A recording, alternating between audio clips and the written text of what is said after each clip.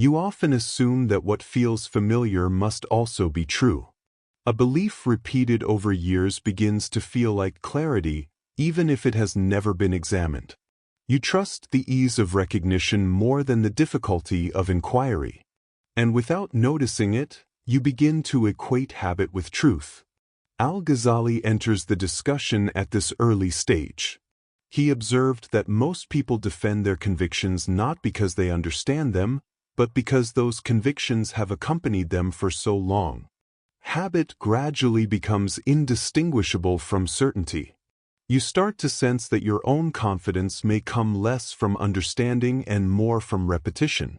If something feels true because it is familiar, how do you recognize truth that is unfamiliar? Al-Ghazali lived in an environment filled with inherited systems of thought. Philosophers with rigorous logic, jurists with structured law, and mystics with refined inward practices all passed down their teachings to students who rarely questioned their origins. Intellectual lineage was assumed to guarantee reliability. Al-Ghazali saw that people accepted ideas because they belonged to established traditions, not because they had tested those ideas. Familiarity functioned as proof. In this culture, certainty grew from repetition rather than examination. If every group inherits a different truth, what makes any inheritance reliable? Al-Ghazali reached a turning point when he realized that every form of knowledge contained assumptions concealed beneath confidence. Sensory perception could be flawed. Rational arguments could justify opposing conclusions. Inherited beliefs could persist simply because they were never questioned. This recognition created a crisis not of belief but of method. You begin to see how this applies to you. The convictions you rely on may rest on foundations you have never inspected. What appears stable may be supported only by habit. When certainty begins to break apart, clarity does not disappear, it begins. If doubt exposes unreliable knowledge, how do you doubt the habits hidden within doubt itself? As you look closely at your own thinking, you notice how often you return to ideas that feel comfortable. Familiar thoughts require no scrutiny, they move smoothly through your mind. They do not disturb your self-image. They do not challenge your assumptions. They simply confirm what you already believe. Al-Ghazali observed that the ego gravitates toward these familiar thoughts because they offer stability. Inquiry introduces uncertainty, and uncertainty threatens the structures you rely on. So rather than investigate, you repeat. Not because the ideas are true, but because they feel safe. As this becomes clear to you, a question emerges. Have you mistaken convenience for certainty?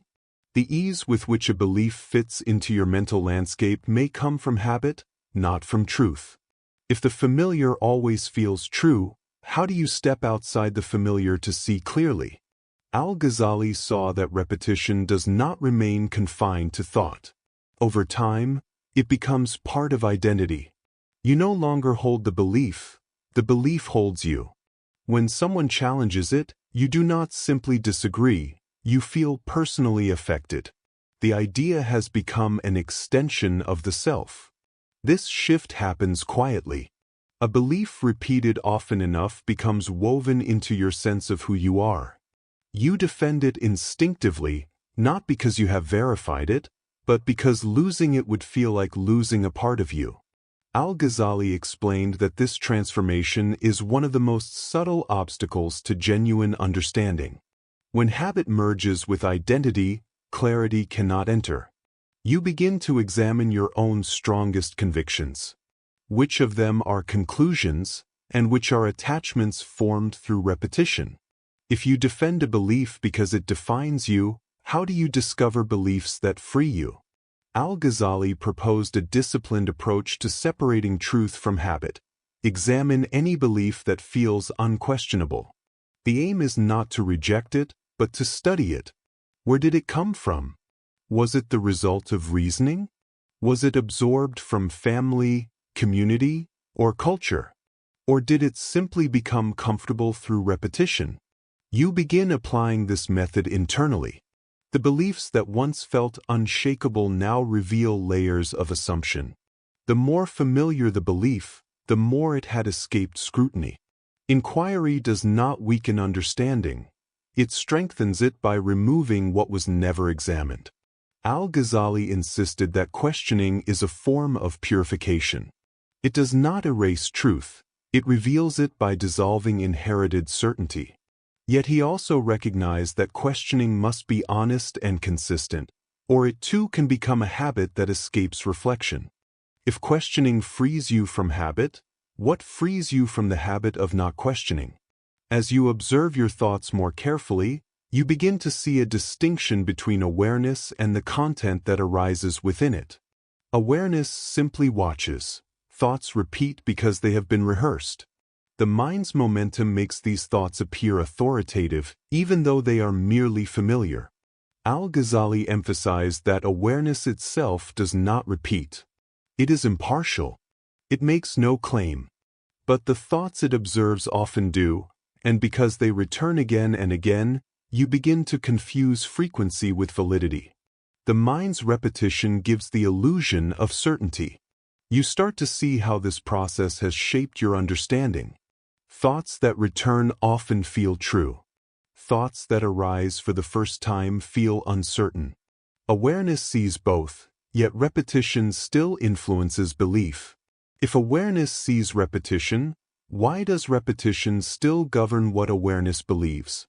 Al-Ghazali discovered that real understanding emerges when the pull of habitual thought weakens. When the mind stops leaning on repetition, it becomes capable of recognizing truth without inherited filters. Understanding becomes direct rather than secondhand. You begin to feel the shift. Some insights do not require argument. They feel self-evident not because they were repeated, but because they cannot be reasonably denied. They arise not from memory but from clarity. Al-Ghazali believed that this form of understanding is fundamentally different from belief. Belief can be inherited. Understanding cannot. Belief can be rehearsed. Understanding appears when the mind perceives without distortion. You start to realize that your earlier certainty was built on accumulated conclusions, while genuine clarity arises from a single moment of seeing. If true understanding is direct, why does the mind cling to the indirect route of habit? As you examine the beliefs you have inherited or repeated, you begin to notice how quickly they lose authority when their foundations are inspected. A belief that seemed immovable becomes fragile when you ask where it came from. A conviction that felt solid becomes uncertain when you analyze its origin. Habit loses its grip under the light of inquiry. Al-Ghazali saw that borrowed certainty collapses not because doubt destroys it, but because examination removes the illusions that sustained it. What remains is either truth that stands on its own or assumption that dissolves. You begin to see the consequences of this collapse. If your borrowed convictions fade, what remains of the identity built upon them? If borrowed certainty collapses under scrutiny, what remains of the self that relied on it? Al-Ghazali distinguished between two forms of certainty. The first arises from repetition and tradition. The second arises from clarity. The first requires defense because it is fragile. The second requires none because it is grounded in direct recognition. You begin to experience what this means. When clarity is present, certainty feels quiet. It does not attempt to persuade. It does not seek validation. It does not depend on memory or habit.